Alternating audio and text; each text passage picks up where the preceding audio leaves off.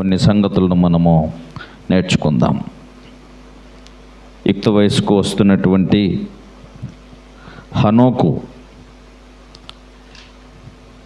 గత 15 సంవత్సరాలు దేవుడు మహాకృపను అనుగ్రహించి తనను చక్కగా కాపాడిన సందర్భంగాను మరో సంవత్సరాన్ని దేవుడు కృపలో జ్ఞాపకం చేసుకొని అనుగ్రహించిన విధానం అంతటితో పాటు కుమారునికి కూడా అనేక విషయాలను తెలియచేస్తూ మనం కూడా క్రమంగా దేవుని సన్నిధిలో నడుచుకుంటూ కొరకు సిద్ధపడతాం.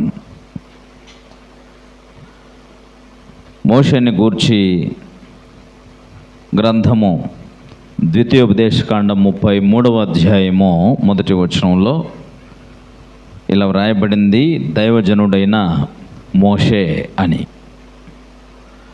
మోషే గారు ప్రవక్త, మంచి నాయకుడు అని మాత్రమే కాదు, ఆయన దైవజనుడు అని కూడా గ్రంథము మోషే గారిని గూర్చి మనకు పరిచయం చేసింది. పరిశుద్ధ గ్రంథమంతటిలో మోషే గారిని గూర్చి దేవుడు తెలియజేసినటువంటి సమాచారం పాత నిబంధనలోనూ క్రొత్త నిబంధనలోనూ మోషే గారిని గూర్చి తెలియజేసినటువంటి విషయం ఏమిటంటే, మోషే గారిని గూర్చి దేవుడిచ్చిన సాక్ష్యం, మోషే నా ఇల్లంతటిలో నమ్మకమైన వాడు మరియు భూమి మీద ఉన్న వారందరిలో కూడా ఆయన మిక్కిలి సాత్వికుడు అని చెప్పబడింది. సాత్వికుడు, నమ్మకమైనటువంటి వాడు, దేవుని ప్రవక్త, దేవుని ప్రజల విమోచన కొరకు పాటుపడినటువంటి వాడు, దేవుని పరిచర్య కొరకు, దేవుని ప్రజలను రక్షించటం కొరకు తన్ను తాను సమర్పించుకున్నటువంటి వాడు, దేవుని యొక్క ఉద్దేశములన్నింటినీ చక్కగా ఎరిగి ప్రవర్తించినటువంటి వాడు. ఆయన గొప్ప దైవజనుడు.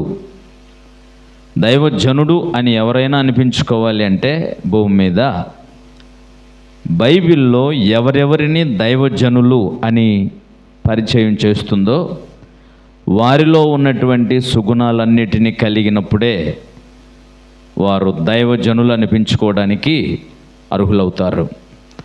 ఎవరికి వారు దైవజనుడని సర్టిఫికెట్ ఇచ్చుకోవడం కాదు, దేవుడే దైవజనుడని ఎవరెవరిని గూర్చి వ్రాయించాడో, అపోస్తులు కూడా కొంతమందిని దేవుని వాక్యము చేత హెచ్చరిక చేస్తూ దేవుని వాక్యమునకు మంచి పరిచారకులుగా వారిని సిద్ధం చేస్తున్న క్రమంలో దైవజనుడా అని సంబోధించారు. కాబట్టి దేవుని కొరకు నమ్మకంగా జీవించగలిగేటువంటి వారిని దైవజనులు అంటారు. కాబట్టి దైవజనుడైనటువంటి మోషే గారిని గూర్చి మనం కొన్ని సంగతులు నేర్చుకుందాం. మోషే గారు మొత్తం జీవించినటువంటి కాలం 120 సంవత్సరాలు, 120 years అతని ఏజ్ మొత్తం. 120 సంవత్సరాల్లో 40 సంవత్సరాల పాటు అతడు ఐగుప్తు దేశంలోనే, రాజుగారి యొక్క నగరులోనే, ఐగుప్తు దేశపు రాజైన ఫరో రాజనగరులో, ఐగుప్తు కోటలోనే పెరిగినటువంటి వాడు. మరో 40 సంవత్సరాలు మిద్యాను అరణ్యములో గొర్రెల్ని మేపుతూ ఉన్నటువంటి వాడు. ఆ తర్వాత మరో 40 సంవత్సరాలు ఇశ్రాయేలీల ప్రజల్ని ఐగుప్తు దేశము నుండి కనానుకు నడిపించినటువంటి నాయకుడుగా మనకు కనిపిస్తాడు. మోషే గారి యొక్క జన్మ చాలా అద్భుతమైంది. ఆ కాలంలోనే ఇశ్రాయేలీల యొక్క ఎదుగుదలకు, ఇశ్రాయేలీల యొక్క విస్తరణకు అడ్డుకట్టు వేయాలనే దురాలోచనతో ఆ కాలంలో ఉన్నటువంటి ఐగుప్తు రాజైన ఫరో ఏం చేశాడంటే, హెబ్రీయులలో అనగా ఇశ్రాయేలీల్లో పుట్టినటువంటి మగపిల్లలందరినీ సంహరించాలి అని చెప్పేసి ఆజ్ఞ బయలుదేరి ఆజ్ఞ జారీ చేశాడు. ఈ ఆజ్ఞను ఎలా అమలు చేయాలి అనే విషయంపై అతడు ఏం చేశాడంటే, ఆ దేశంలో ఉన్నటువంటి మంత్రసానులకు పిలిచి ఇలా చెప్పాడు, మీరు హెబ్రీయులో కాన్పులో చేయటానికి వెళ్తారు కదా స్త్రీలకి, కాబట్టి మీకే మొదటగా ఆడపిల్లో మగపిల్లో తెలుస్తాడు. ఎందుకంటే తల్లి బిడ్డను కన్న ప్రసవ వేదనతో మరి మత్తులో కూడా ఉండేటువంటి అవకాశం ఉంటుంది. కాబట్టి ఆ తల్లి బిడ్డను చూసుకునేలోగా ఆడపిల్లో మగపిల్లో మీరు చూసి మగపిల్లవాడైతే మాత్రం వెంటనే చంపేసేయండి, ఆడపిల్లనైతే మాత్రం బ్రతికించండి అని మంత్రసానులకు ఉద్బోధ చేసి పంపించాడు.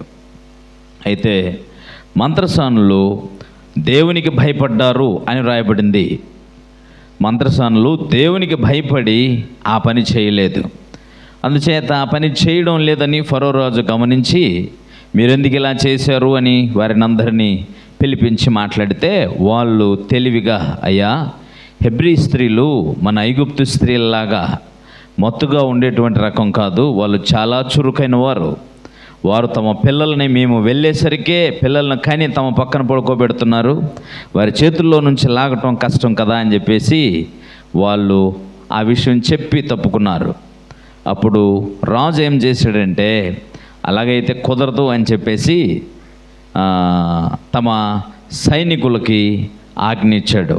ఏమనంటే, మీరు హెబ్రీలో ఇళ్ళల్లో పిల్లల శబ్దం, అంటే పిల్లలు ఏడుస్తారు కదా, పిల్లల ఏడుపులు విన్నప్పుడు వారి ఇంట్లోకి వెళ్ళిపోయి ఆ పిల్లవాడు మగపిల్లవాడో ఆడపిల్లవాడనో చూసి మగపిల్లవాడైతే తీసి తల్లి కవిగిట్లోంచి బలాత్కారముతో లాక్కొని ఆ నైల్ నదిలో పడేయండి అని ఆజ్ఞ జారీ చేశాడు. ఇలా జరుగుతున్నటువంటి కాలంలో మోషే పుట్టాడు. మోషే యొక్క తల్లిదండ్రులు ఆ మోషేని దాదాపు 3 నెలలు కాపాడగలిగారు. తర్వాత కాపాడలేక నైల్ నదిలో ఒక చక్కటి జమ్ము పెట్టు తయారు చేసి ఆ పెట్టెలో ఆ బిడ్డను పెట్టి వాళ్ళు నీళ్ళలో వదిలారు. ఆ నీళ్ళలో ఆ జమ్ముగడ్డలోనే పిల్లవాడు ఉంటాడు. మరి బిడ్డ పాలకు ఏడ్చినప్పుడు బహుశా నైల్ నదికి తీరాన వాళ్ళ ఇల్లు ఉన్నట్టున్నాయి. అంచేత బిడ్డను మిరియామును కావలి ఉంచింది తల్లి. మా బిడ్డ ఏడిస్తే, తమ్ముడు ఏడిస్తే చెప్పు, నేను వచ్చి పాలిస్తాను అన్నట్టుగా చెప్పినట్టుంది బహుశా. అందుకనే బిడ్డను కాసుకుంటూ తల్లి అక్క అయిన మిరియాము చూస్తూ ఉంది. ఈ క్రమంలో నైల్ నదికి స్నానానికి రాజుగారి కుమార్తె వచ్చింది. రాజుగారి కుమార్తె స్నానానికి వచ్చినప్పుడు ఆ ఏడుస్తున్నటువంటి పసిబిడ్డ యొక్క శబ్దాన్ని విన్నటువంటి ఆమె చూసి, ఇది హెబ్రీయుల పిల్లల్లో ఎవరో ఒకరి పిల్లవాడై అయి ఉంటాడు, ఇక్కడ దగ్గరికి తీసుకురా అని చెప్పుగానే మోషే గారు చాలా సుందరుడై ఉన్నాడు అని అతనికి మోషే అని పేరు పెట్టి, ఇతనిని నేనే పెంచుకుంటాను అని తన ఇంట్లో పెంచుకుంది. తన కుమారుడుగా పెంచుకోవటానికి ప్రయత్నం చేసింది. అందుచేత వెంటనే మోషే అక్క అయిన మిరియాము వెళ్ళి ఆ బిడ్డ నేను పెంచుకోవటానికి తను ఇష్టము కలిగి ఉన్న విషయాన్ని గమనించి ఆ బిడ్డకు పాలిచ్చి పెంచడానికి హెబ్రీ స్త్రీలలో ఎవరినైనా నేను కూలికి మాట్లాడమంటావా అని చెప్పేసి తెలివిగా మిరియాము గారు వెళ్ళి రాజకుమార్తెని అడుగుతుంది. అలా అడిగినప్పుడు, నిజమే మంచి సలహా ఇచ్చావు అన్నట్టుగా, అలాగే జీతానికి మాట్లాడు అని చెప్పేసి మరి అనుమతిస్తుంది. అప్పుడు మిరియాము వెళ్ళి వారి తల్లిగారినే, మోషే తల్లిగారినే పిలిచి రోజు ఆ బిడ్డకు పాలు విడిచే వరకు పాలు ఇచ్చేటువంటి బాధ్యతను అప్పగిస్తుంది. అయితే విచిత్రమైన విషయం ఏంటంటే, ఆ బిడ్డ కన్న కుమారునికే పాలిచ్చుటకు ఫరో కుమార్తె జీతం ఇచ్చేటువంటి పరిస్థితి ఏర్పాటైందన్నమాట. బహు విశేషంగా ఉంటుంది మోషే గారి యొక్క ప్రారంభ జీవితం. ఈ క్రమంలో ఇప్పుడు మోషే గారు పాలు విడిచిన తర్వాత మరి రాజుగారి కోటలోనే ఫరో కుమార్తె కుమారుడుగా వాళ్ళు చూడాలనుకున్నారు. కనుక ఫరో కుమారుడుగా కుమారుణ్ణి మోషేని పెంచడంలో వారు 40 సంవత్సరాల కోటలో పెంచారు. ఈ 40 సంవత్సరాలు ఆయన ఏం చేశాడు అనేటువంటి విషయాన్ని చూస్తున్నప్పుడు మరి జాగ్రత్తగా మీరు 7వ అధ్యాయము అపోస్తుల కార్యముల గ్రంథం, పరిశుద్ధాత్మపూర్ణుడైనటువంటి స్టెఫెన్ గారు తన ప్రసంగంలో ఒక సుదీర్ఘమైనటువంటి ప్రసంగం చేశాడు. ఆయన ఈ ప్రసంగంలో చాలా చక్కగా జరిగిన సంగతులన్నిటినీ కూడా ఆత్మపూర్ణుడై వివరించాడు. ఆ విషయాల్ని మనం చూస్తాం. ఎక్కడంటే 7వ అధ్యాయము 22వ వచనం, 21 నుంచి చదువుదామా? 23 నుంచి 20వ వచనం నుంచి చదువుతున్నాను చూడండి. అపోస్తుల కార్యముల గ్రంథం 7వ అధ్యాయం 20 నుంచి. ఆ కాలమందు మోషే పుట్టెను. అతడు దివ్య సుందరుడై తన తండ్రి ఇంట 3 నెలలు పెంచబడెను. తర్వాత అతడు బయట పారవేయబడినప్పుడు ఫరో కుమార్తె అతన్ని తీసుకొని తన కుమారునిగా పెంచుకొనెను. మోషే ఐగుప్తీయుల సకల విద్యలను అభ్యసించి మాటల యందును కార్యముల యందును ప్రవీణుడై ఉండెను. ఆ క్రమములో అతనికి 40 ఏండ్లు వయసు వచ్చిన తర్వాత ఇశ్రాయేలైన తన ప్రజలను చూడాలన్న బుద్ధి పుట్టినట్టుగా మనము చదువుతాం. మీకు అర్థమైంది కదా? ఇప్పుడు నేను మీకు చెప్పే విషయం ఏమిటంటే, అభ్యసించి మాటల యందును కార్యముల యందును ప్రవీణుడై ఉండెను. దేంట్లో? మాటల యందును కార్యముల యందును ప్రవీణుడై ఉండెను. దేనికి అలా ప్రవీణుడవ్వగలిగాడు ఆయన? ఐగుప్తీయుల సకల విద్యలను అభ్యసించినవాడు. ఎప్పుడు గుర్తుంచుకోవాలి. నేనేం చెప్తున్నానంటే, దైవజనుడైన మోషే గారు ఇంత గొప్ప దైవజనుడుగా పిలువబడటానికి అతడు తన యవన కాలంలోనే గొప్ప విద్యాభ్యాసములు చేసినటువంటి వాడు. దైవ గ్రంథంలో దేవుని ప్రజలు బాగా చదువుకున్నవారుగా ఉండాలని దేవుడు కోరుకున్నాడు. మీరు ఎవరినైనా చూడండి, యేసుప్రభు వారి కాలంలో కూడా అనేక మందిని ఆయన ప్రశ్నించింది ఏమిటి అని అంటే, వారు ఏ ఏ విషయంలో పొరపడుతున్నారో ఆ విషయాలన్నిటిలో మీరు మోషే ధర్మశాస్త్ర గ్రంథములో దీనిని చదవలేదా అని అడుగుతుంటాడు. అంటే అర్థం ఏంటన్నమాట? ప్రతి ఒక్కరూ కూడా చదవాలి. విద్య లేనటువంటి వాళ్ళే ప్రతి ఒక్కరి చేత విమర్శించబడతారు. క్రైస్తవులైనటువంటి దేవుని పిల్లలకు ప్రతి ఒక్కడు కూడా బాగా చదవాలి. విద్య లేని వాడుగా ఉండకూడదు, అజ్ఞానిగా ఉండకూడదు, బుద్ధిహీనునిగా ఉండకూడదు, మోటు మనిషిగా ఉండకూడదు. అర్థమవుతుందా? ఈ మన భారతదేశంలో ఎక్కువగా చదువుకున్నవారు లేని స్థితి ఎక్కువగా ఉన్నందుచేత ఒక 40 సంవత్సరాల క్రిందటి వరకు అందరినీ కూడా చాలా చిన్నగా, చులకనగా, కులం పేరిట, మతం పేరిట చిన్న చూపు చూస్తూ వచ్చారు.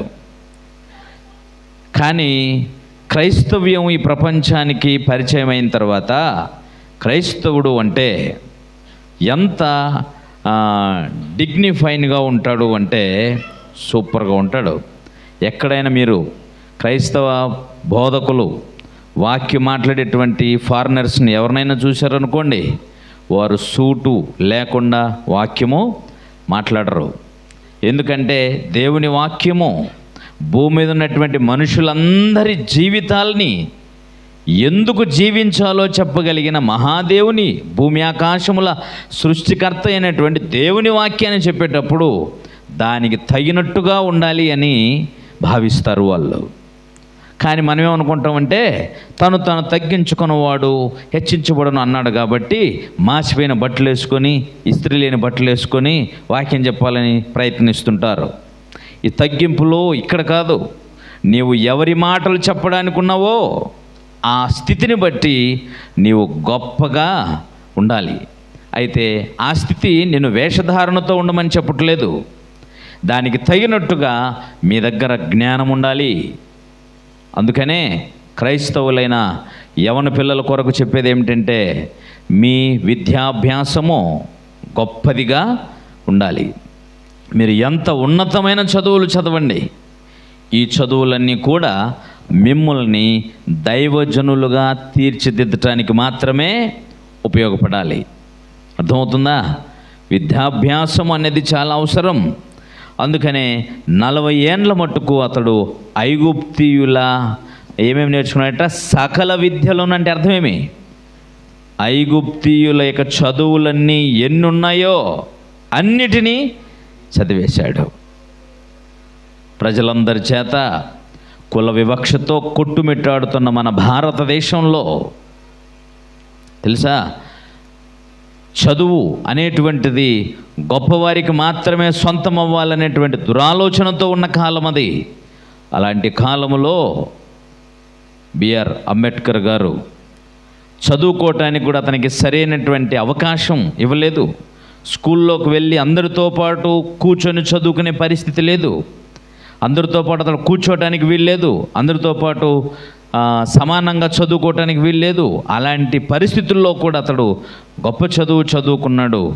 ఎంతగా చదువుకున్నాడంటే ఇంకా ఈ ప్రపంచంలో చదవవలసినటువంటి విద్య ఏదైనా ఉందా అని అడిగేటట్టుగా ఆయన చదివాడు. అందుకనే మన భారతదేశంలో కుల మతాల వివక్షతో కొట్టుమిట్టాడుతున్న ఆ కాలంలోనే ఆయన యొక్క జ్ఞానము ప్రశంసించబడింది.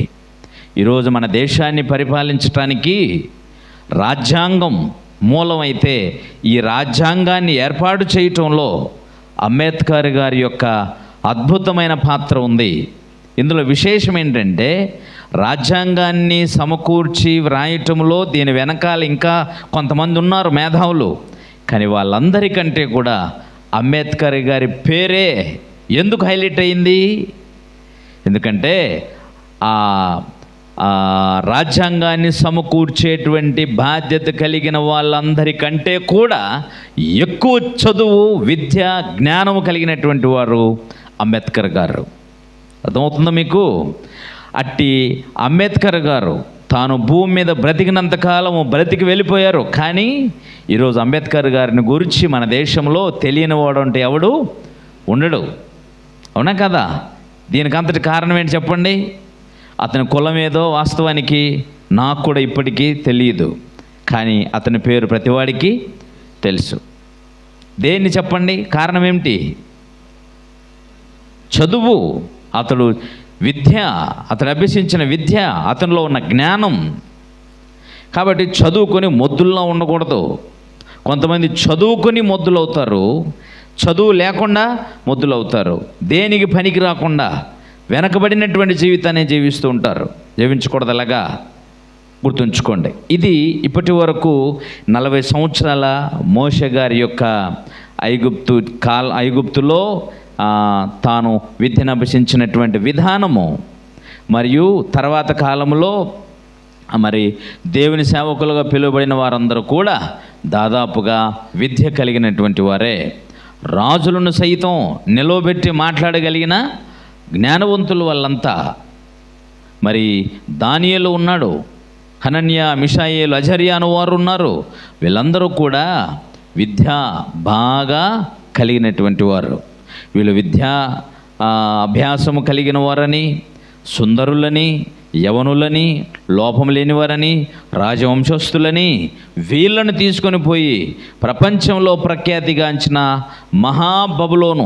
బబులోనులోని మహాసామ్రాజ్యాధినేత చెప్పుకోదగినటువంటి వాడు నెబుకద్నెజర్ గారు యూదయ దేశంలో ఉన్నటువంటి దానియేలుని, హనన్యాను, మిషాయేలును, అజర్యాను తీసుకొని పోయి తన కోటలో వారిని ఉంచుకొని 3 సంవత్సరాల పాటు రాజుగారు తినగలిగే భోజనము, రాజుగారు తాగే ద్రాక్షరసం, రాజుగారు ఏం తింటాడో దానినే 3 సంవత్సరాలు పెట్టి కల్దీయుల యొక్క ఈ విద్య కూడా ఏమేమి ఉందో వాటన్నిటిని కూడా అభ్యసింపజేయమని ఆజ్ఞ ఇచ్చాడు. అర్థమవుతుందా మీకు? కారణం ఏంటి? వారు చక్కటి విద్యాభ్యాసము చేసిన వారు కనుకనే వారి దేశపు విద్యను కూడా వారికి నేర్పాలనుకున్నారు ఆయన. అది కూడా నేర్చుకున్నారు. దానియేలు దైవజ్ఞానిగా మనకు బైబిల్లో కనిపిస్తాడు. దానియేలు గ్రంథాన్ని వ్రాసిన వాడుగా మనకు కనిపిస్తాడు. దానియేలు ఎంత జ్ఞానవంతుడంటే రహస్యములు మర్మములను కూడా చక్కగా వివరించగలిగినటువంటి దైవ జ్ఞానము కలిగిన వాడు. అన్యుల చేత కూడా అతడు దేవుని జ్ఞానము కలిగిన వాడు అని మరి పిలిపించబడ్డాడు. నెబుకద్నెజరు చెప్పాడు ఆ విషయం. బెల్షెజరు భార్య అతని కోడలు చెప్పింది, నీ తండ్రి కాలము నుంచి మంచి దైవ జ్ఞానము కలిగినటువంటి ఒక ఆయన ఉన్నాడు నీ రాజ్యంలో, అతని పేరు దానియేలు. అయితే మీ తండ్రి గారు అతనికి ఒక పేరు పెట్టుకున్నారు, బెల్తెషాజరు అని చక్కగా చెప్పింది. అందుకనే నెబుకద్నెజరు కాలంలో కానీ, బెల్షెజరు కాలంలో కానీ, ఆ తర్వాత వచ్చిన దర్యావేష్ కాలంలో కానీ, ఆ తర్వాత వచ్చిన అహష్వేరోష్ కాలంలో, కోరేష్ కాలంలో కానీ ఇక్కడ దైవజనులుగా వారు దైవ జ్ఞానం కలిగిన వారుగా ప్రఖ్యాతిగాంచినటువంటి వారుగా మీకు కనిపిస్తారు. అర్థమైందా? కాబట్టి మీరు గొప్ప అధికారుల ముందు జ్ఞానవంతులుగా మీరు మీ చదువుల్ని మీ విద్యని అభ్యసిస్తే ఎవరినైనా ప్రశ్నించి, ఎవరికైనా జ్ఞానోదయం చేసి, ఎవరినైనా దేవుని ఎదుగు నడిపించగలిగిన దైవజనులు అవుతారు. అర్థమవుతుందండి? కాబట్టి మీరు తప్పనిసరిగా విద్యను అభ్యసించు వారై ఉండాలి అనే విషయాన్ని ఇక్కడ మీకు చెప్తున్నాను. ఓకేనా? రైట్. ఇక్కడ ఈ విషయాన్ని మీరు ఇంతటితో ముగించి, ఇప్పుడు మోషే గారు దైవజనుడుగా అవడం కొరకు ఈ భౌతికమైనటువంటి విద్య ప్రావీణ్యత ప్రయోజనకరముగా ఉండాలని దేవుడు కోరుకోలేదు నిజంగా. ఎందుకంటే ఇక్కడ దైవికమైన కార్యం. నేను ఇప్పటి వరకు చెప్పింది లోకములో ఎవరి ముందైనా మాట్లాడగలిగిన ప్రయోజకులు అవడం కొరకు, అలాగే ప్రజల ప్రయోజనము కొరకు మీరు ప్రయోజకులు అవుతారు, గొప్పవారు అవుతారనే దాని మీద చెప్పాను. ఇక్కడ దేవుని పని కొరకు వచ్చేసరికి దేవుని జ్ఞానము వారికి నేర్పడం కొరకు చాలా అద్భుతమైనటువంటి విషయాలను మనము ఆలోచన చేద్దాం. ఓకేనా? శ్రద్ధగా వినండి. నిద్రపోతున్నారా? చక్కగా వినటానికి ప్రయత్నించండి. మోషే గారు యవన కాలంలో ఉన్నప్పుడు ఆయన నిజంగా సాత్వికుడని చెప్పగలరా? మోషే గారు యవన దశలో ఉన్నప్పుడు కూడా ఆయన సాత్వికుడని చెప్పగలరా? సాత్వికుడు కాడు. ఆయన రోషము కలిగినటువంటి వాడుగా మీకు కనిపిస్తాడు. తన స్వజనుల యొక్క బాధలను కల్లారా చూచినవాడు. ఐగుప్తీయుల కొరకు ఐగుప్తీయులు ఇశ్రాయేలీలను బాధ పెడుతున్న సంగతిని చూచి తట్టుకోలేకపోయాడు. అందుచేత ఒకసారి ఐగుప్తీయుని కొట్టి ఇసుకలో పాతేసి ధైర్యంగా ఉన్నాడు.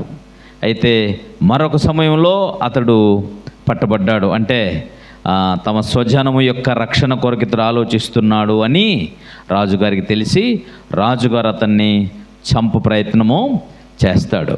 అయితే ఆ రోజు ఆయన ఆలోచించినటువంటి విధానము ఎలాగుందో మీరు అందులో 7వ అధ్యాయాన్ని చూడొచ్చు. 7వ అధ్యాయం అపోస్తుల కార్యముల గ్రంథం 7వ అధ్యాయము 23 నుంచి చదువుతాను, జాగ్రత్తగా చూడండి. అతనికి 40 ఏండ్లు నిండా వచ్చినప్పుడు ఇశ్రాయేలీయులైన తన సహోదరులను చూడవలనన్న బుద్ధి పుట్టెను. అప్పుడు వారిలో ఒకడు అన్యాయము అనుభవించుటతడు చూచి వానిని రక్షించి బాధపడిన వాని పక్షమున ఐగుప్తీయుని చంపి ప్రతీకారము చేసెను. ఇప్పుడు అతని మనసులో మాట, తన ద్వారా తన సహోదరులకు దేవుడు రక్షణ దయచేయుచున్న సంగతి వారు గ్రహింతురని అతడు తలంచెను గాని వారు గ్రహింపరైరి అన్నాడు.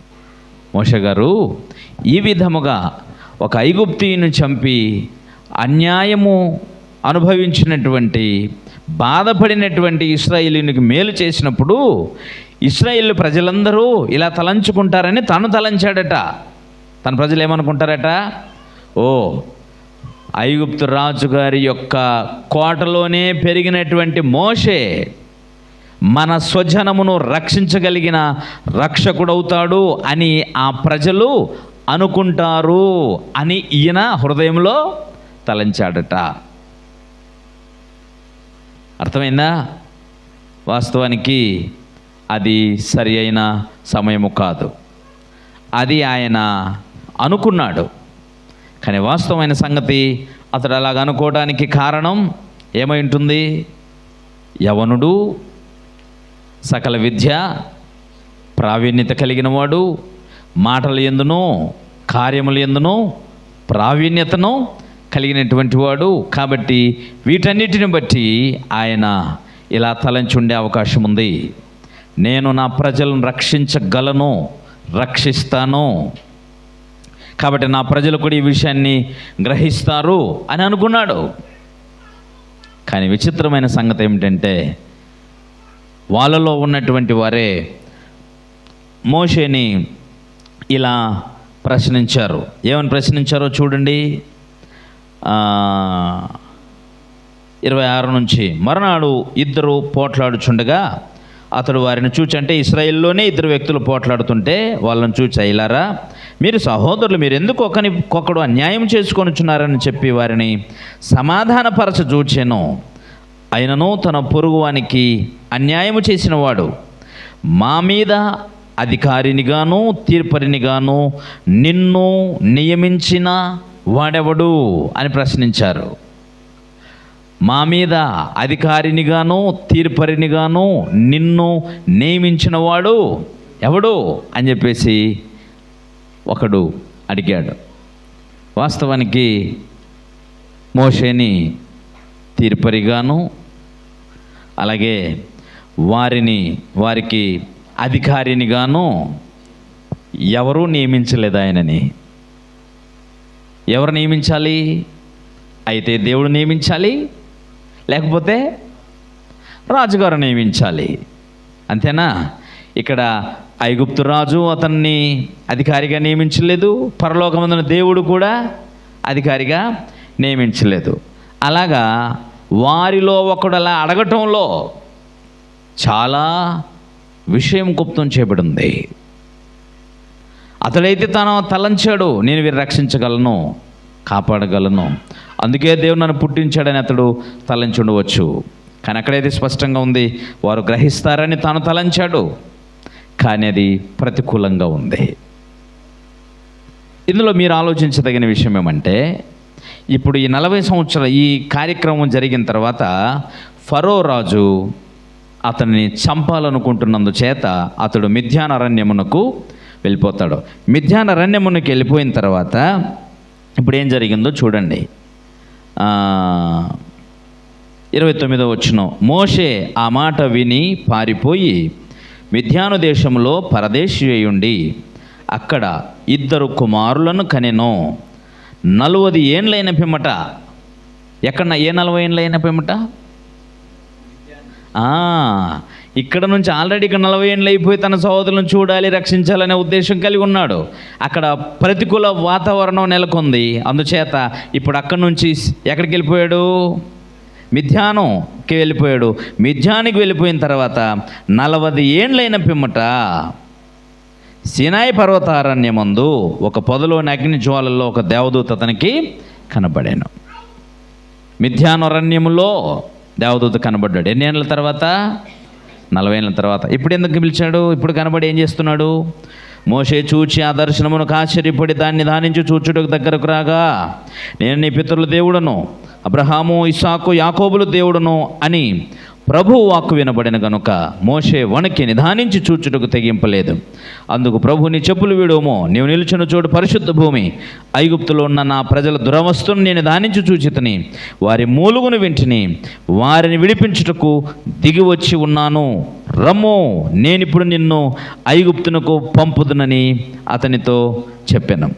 అధికారినిగాను తీర్పరినిగాను నిన్ను నియమించిన వాడెవడని వారు నిరాకరించిన ఈ మోషేను అతనికి పొదలో కనబడిన దేవదూత ద్వారా దేవుడు అధికారినిగాను విమోచకునిగాను నియమించి పంపాను. మీకు అర్థమవుతుందా? ఈ పని ఏదో అప్పుడే చేసి ఉంటే అప్పుడే అనుకున్నాడు ఆయన, నా ద్వారా ప్రజలను విమోచిస్తాడు అని ఎదురు చూశాడు. కానీ ఈ పని మరో 40 ఏండ్లు టైం తీసుకుంది. ఎన్నేళ్ళు? మరో 40 సంవత్సరాలు. అప్పుడైనా మోషే తలంచింది రైటా రాంగా? రైటే. కానీ మరో 40 ఏండ్ల తర్వాత మిథ్యారణ్యంలో దేవదూత కనబడి, నువ్వు రా, ఐగుప్తుకి వెళ్ళి వారిని విమోచించేటువంటి విమోచకుడుగా నువ్వురా, వారిని నడిపించడానికి ఉన్నరా అని చెప్పేసి పిలుస్తున్నాడు. మీకు అర్థమవుతుందా? అప్పుడే ఆ పని జరిగించుంటే 40 సంవత్సరాల క్రితమే పని జరిగిపోయిండేది కదా, ఉన్నా కదా. కానీ మరో 40 ఏళ్ళు టైం ఎందుకు తీసుకున్నట్ట అని మీరు ఆలోచన చేయగలిగితే, అప్పుడు దేవుడు మిథ్యారణ్యములో ఆయన్ని పిలిచినప్పుడు ఏం రాయబడిందో చూడండి. నిర్గమకాండంలో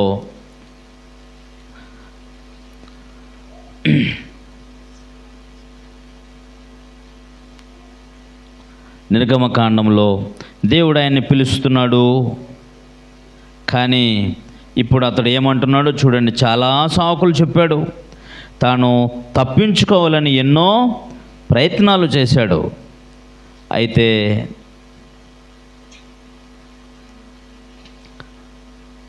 అతడు ఇప్పుడు ఏమంటున్నాడో జాగ్రత్తగా చూస్తే మనకు విషయం అర్థమవుతుంది. 5వ అధ్యాయం అనుకుంటాను. 5వ అధ్యాయంలో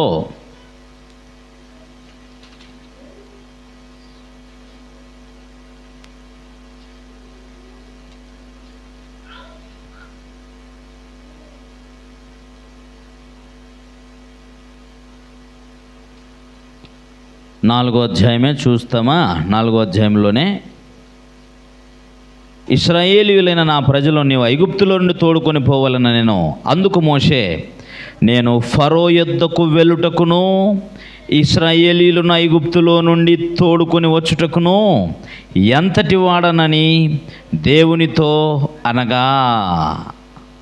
ఇప్పుడు ఏమంటున్నాడు? 40 ఏళ్ళ తర్వాత మిథ్యారణ్యములో సినాయి పర్వతం దగ్గర, అయ్యా అర్థమవుతుందా మీకు? సినాయి పర్వతం ధర్మశాస్త్రం ఇచ్చింది ఏ పర్వతం దగ్గర? దేవుడు మోషేతో మాట్లాడింది మిథ్యారణ్యంలో ఏ పర్వతం దగ్గర? మర్చిపోకండి. అర్థమవుతుందా? ఆ మార్గం గుండానే వెళ్ళారు వాళ్ళు ఐగుప్తు నుంచి. రైట్. ఇలా ఉండగా ఇప్పుడు మోషే గారు అంటున్నారు, 40 సంవత్సరాల మిథ్యారణ్యంలో గొర్రెలు కాచుకుంటున్నప్పుడు దేవదూత కనబడితే ఇప్పుడు అంటున్నాడు, రాయ్యా నేను పంపిస్తాను అని దేవదూత పిలుస్తుంటే, నేను ఆ ఫరో యొద్దకు వెళ్ళడానికి కానీ ఇశ్రాయేలీయులను విడిపించడానికి కానీ నేను ఎంతటి వాడను? 40 ఏళ్ళ క్రిందట మరి ఎంతటి వాడు అనుకొని వారిని రక్షించదలిచాడు? మీకు అర్థమవుతుందా? 40 ఏళ్ళ క్రితం తను ఏమనుకున్నాడు?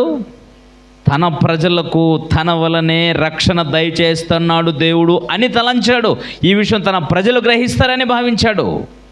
కానీ ఇప్పుడు అంటున్నాడు, అప్పుడు ఆ మాట అనలేదు, నేనెంతటి వాడిని ఈ పని చేయడానికి అని అనుకోలేదు. కానీ ఇప్పుడు అంటున్నాడు, మరో 40 ఏళ్ళ తర్వాత గొర్రెలు కాస్తున్నప్పుడు నేనెంతటి వాడిని? ఇప్పుడు తనను తాను నిస్సహాయుడయ్యాడు.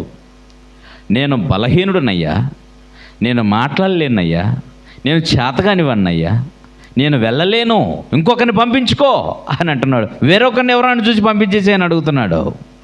లేదు లేదు నువ్వే రావాలి అని పిలిచాడు దేవుడు. ఇక్కడ మన పాయింట్, మనం ఆలోచించాల్సినటువంటి విషయం అదే. ఈ పని 40 ఏళ్ళ కిందట కూడా చేయాల్సిన పనే, అదేదో అప్పుడే చేసి ఉండాల్సింది కదంటే అక్కడ 2 బలమైన కారణాలు ఉన్నాయి. అప్పటికి ప్రజలు కూడా ఈ బానిస బ్రతుకు నుంచి మేము విడిపించబడితే బాగుండేది అని తలంచిన వారు కారు. ఒకవేళ వారు అలా తలంచి ఉంటే, దేవునికి వారు ప్రార్థించి ఉంటే, వారు నిజముగా దేవుడు అప్పుడే వారిని రక్షించి ఉండేవాడు. దేవుడు కళ్ళ ముందు వారి కొరకు ఎన్నో అద్భుతాలు చేసి అరణ్యానికి తీసుకొచ్చిన కనాను దేశానికి తీసుకొని వెళ్తున్న ప్రయాణంలో వారు సనిగిన విధానము, దేవుని శోధించిన విధానము, వారు దైవజనుల మీద తిరుగుబాటు చేసిన విధానం అంతా చూస్తుంటే అదేదో దేవుడు మరియు ప్రవక్త అయిన మోషే గారు, అహరోను గారు ఏదో వాళ్ళ స్వార్థం కోసం వారిని ఐగుప్తు నుంచి తీసుకొచ్చాడు అన్నట్టుగా మాట్లాడారు వీళ్ళు.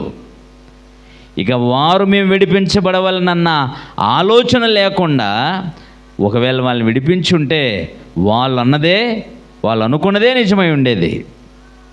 మేము అడిగామా మమ్మల్ని తీసుకెళ్ళమని? బలవంతంగా తీసుకొచ్చారు అని అనుండేవారు.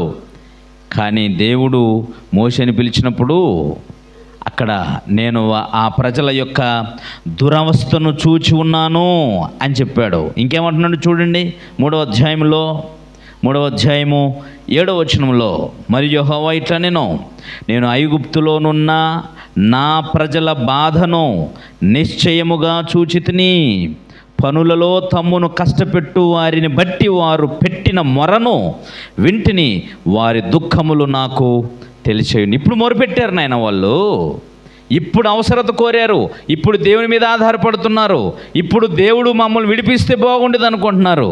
ఇప్పుడు వారు ప్రార్థించే స్థితికి వచ్చారు గనుక ఇప్పుడు వారిని రక్షించాలి. దేవుడు ఏం కోరుతున్నాడు అర్థమైందా? నీ అవసరతను బట్టి నీవు దేవుని మీద ఆధారపడనంత వరకు నీకు దేవుని వలన ఏ మేలు జరగదని ముందు గ్రహించాలి. నీవు పూర్తిగా దేవునిపై ఆధారపడనంత వరకు దేవుని వలన నీకు ఏ మేలు జరగదు, దొరకదు. ఎందుకంటే దేవుడు లేకపోయినా నా డబ్బు చేతనో, నా జ్ఞానం చేతనో, నా తెలివి చేతనో, నా బలం చేతనో, నా అధికారం చేతనో నేను దేన్నైనా చేయగలను అనేటువంటి ఆలోచన మనిషిలో ఉన్నప్పుడు వాడికి దేవుని వలన ఎన్ని మేలులు జరిగినా కూడా ఆ వ్యక్తికి దేవుడంటే గౌరవం కానీ, విశ్వాసం కానీ, కృతజ్ఞత కానీ ఉండదు. అర్థమవుతుందా? అందుచేత మనుషులు దేవునిపై ఆధారపడగలిగినప్పుడు దేవుడు వారికి ఖచ్చితంగా మేలు చేయ ఉద్దేశిస్తాడు. మొదటి విషయం గుర్తుంచుకోండి, ఓకేనా? ఇక్కడ ప్రజలు దేవునికి మొరపెట్టారు, అంతకుముందు మొరపెట్టలా. అందుకనే తిరుగుబాటు మాటలు, తలబిరుసు మాటలు మాట్లాడారు. ఇప్పుడు దేవుని మొరపెట్టారు. ఇదే సందర్భంలో మోషే గారు కూడా ఇంకా కొంత తన విద్యను బట్టో, తన యవనాన్ని బట్టో, తన ప్రావీణ్యతను బట్టో, తాను పెరిగిన వాతావరణాన్ని బట్టో అతనిలో కొంత అతిశయం ఉండే అవకాశం ఉంది. కాబట్టి దేవుని పని చేయటానికి, దైవజనుడుగా మారడానికి ఇప్పుడు మోషే గారికి సాత్వికతను నేర్పవలసిన అవసరత ఉంది. అందుచేతనే అరణ్యములో, మిథ్యానరణ్యములో 40 సంవత్సరాలు గొర్రెలు మేపుతూ తనలో ఉన్నటువంటి విద్య, తనలో ఉన్న ప్రావీణ్యత, తనలో ఉన్న సమస్తము పోయి పూర్తిగా సాత్వికుడయ్యాడు. పూర్తిగా సాత్వికుడయ్యాడు. 2 విధాలుగా ఇప్పుడు దేవునికి అనుకూలమైన వాతావరణము ఏర్పడింది. చూడండి, ఇటువైపు ప్రజలు మొరపెడుతున్నారు, ఇప్పుడు మోషే గారు కూడా సంపూర్ణంగా సాత్వికుడు అయ్యాడు. మనిషి తన జ్ఞానం మీద, తన తెలివి మీద, తన చదువు మీద ఆధారపడిన వాడు దైవజనుడు అనిపించుకోవడానికి అర్హుడు కాడు అని మరొకసారి ఈ విషయంలో మనం నేర్చుకోవాలి. దైవజనుడు అనిపించుకోవడానికి నీలో ఉండవలసింది సాత్వికత, నీలో ఉండవలసింది నమ్మకత్వం. మోషే గారు ఎప్పుడైతే ఏ పని మీద దేవుడు ఆయన నియమించాడో ఆ పనికి అప్పటి వరకు నేను ఎంతటి వాడిని అని చెప్పిన ఆయన ఇప్పుడు తప్పనిసరి వెళ్ళవలసిందన్న సంగతి అర్థమైన తర్వాత ఇక తాను ఎప్పుడు కూడా వెనుతిరగలేదు. తనకు కష్టాలు ఉన్నాయి, తనకు ఇబ్బందులు ఉన్నాయి, వ్యక్తిగత సమస్యలు ఎన్నో ఉన్నాయి. కానీ వాటన్నిటిని పక్కన పెట్టి దేవుని చిత్తాన్ని నెరవేర్చడానికి తనను తాను ఏం చేశాడు మోషే గారు? సమర్పించుకోగలిగాడు. అర్థమవుతుందండి? సమర్పించుకోగలిగాడు. అందుకని ఎప్పుడైతే దేవుని పనికి తనను తాను సమర్పించుకున్నాడో అప్పటి నుంచి పూర్తిగా అతడు దేవుని ఎడల నమ్మకమైన వ్యక్తిగా ఉన్నాడు. అందుకని మోషేని గూర్చి మరి హెబ్రీ 3వ అధ్యాయంలో చెప్పినప్పుడు మోషే దేవుని ఇల్లంతటిలో నమ్మకమైనవాడు. ఎప్పుడు దేవుని ఇల్లు? ఎవరు? ఇశ్రాయేలీలు. వారిని విమోచించే కార్యక్రమం నాటి నుంచి ఇశ్రాయేలీలు దేవుని ఇల్లు వారి కొరకు పరిచర్య ప్రారంభించినప్పటి నుంచి ఆ ఇల్లంతటిలో మోషే గారు చాలా నమ్మకమైనటువంటి వాడుగా ఉన్నాడు. ఇది ప్రియులరా, దేవుడు గుర్తుంచుకోండి, మీ టాలెంట్ని, మీ జ్ఞానాన్ని, మీ తెలివిని, మీ హోదాని, మీ అందాన్ని, ఇవి వేటిని కూడా దేవుడు అడగడు. దేవునికి కావలసింది మన దగ్గర నుంచి ఏమిటంటే విధేయత, తగ్గింపు, అణకువ, వీటన్నిటితో పాటు నమ్మకత్వం. దేవుని ఎడల నమ్మకంగా జీవించటం, ఇవే దేవుడు మనిషి యొద్ద నుంచి కోరతాడు. కనుకనే వినయము గల వారి యొద్ద ఆయన నివసిస్తాడు, నలిగిన హృదయము గల వారి యొద్ద ఆయన నివసిస్తాడనే విషయాలు చదువుతాం. కనుక వీటితో పాటు దేవుని ఎడల నమ్మకమైనటువంటి జీవితాన్ని కలిగిన వారిని దేవుడు నిత్యము కాపాడి తన పనిలో నిలుపుకుంటాడు. సో హనోక్, నీకు అర్థమవుతుంది నేను చెప్తున్నాను, సకల విద్యా ప్రావీణ్యత ఈ లోకములో నిన్ను తక్కువగా కాకుండా ఒక ఉన్నతమైనటువంటి స్థితిలో చూపించడానికి ప్రయోజనకరం అవుతుందే కానీ దేవుని పనికి కాదు. దేవుని పనికి కావలసింది దేవుని మాటలకు విధేయత చూపించి దేవుని ఎడల నమ్మకంగా ఉన్నట్లయితే భవిష్యత్తులో నువ్వేమవుతావు? దైవజనుడు అవుతావు. దైవజనుడు అవ్వాలనే లక్ష్యంతో తల్లిదండ్రులు కుమారులను పెంచాలి. దైవజనుడు అనే హోదా కంటే ఈ ప్రపంచంలో ఏ హోదా గొప్పది కాదు. దేశాలను, రాజ్యాలను పరిపాలన చేసేటువంటి ఏ ఒక్కరైనా దైవజనుని ముందు ఏమవ్వాలి? మోకాళ్ళు ఉనాలి. అర్థమవుతుందండి? అందరూ లోకాధికారుల ముందు చేతులు జోడించుకుని వెళ్తారు, కానీ దైవజనుడు వెళ్ళగానే లోకాధికారులందరూ కూడా చేతులెత్తి ముందు నమస్కారం చేస్తారు. ఎందుకంటే లోకంలో ఉన్న ఏ స్థితి కంటే కూడా దైవజనుని స్థాయి మహా అత్యున్నతమైంది. కాబట్టి ఈ లక్ష్యంతో తల్లిదండ్రులైన వారు పిల్లల్ని పెంచడం కొరకు వారిలో మోషే గారిలో ఉన్నటువంటి నమ్మకత్వాన్ని, సాత్వికతను పెంపొందించాలి. అంటే క్యారెక్టర్ని డెవలప్ చేసేటట్టుగా మనం ఉండాలి. చెడ్డతనాన్ని మనం మన పిల్లలకు నేర్పేటట్టుగా ఉండకూడదు. అపనమ్మకత్వాన్ని, అబద్ధాలను మన యొద్ద నుంచే మన పిల్లలకి, దుర్భాషలను, బూతు మాటలని, అబద్ధపు మాటలను నేర్పడానికి మనం మన పిల్లలకు అవకాశము ఇవ్వకూడదు. అంటే మనం అలా మాట్లాడకుండా ఉండాలి. అప్పుడు పిల్లలు పవిత్రమైన ఆలోచనలతో ఎదుగుతారు. అలాంటి కృప పరమ తండ్రి మనందరికీ అనుగ్రహించుగాక.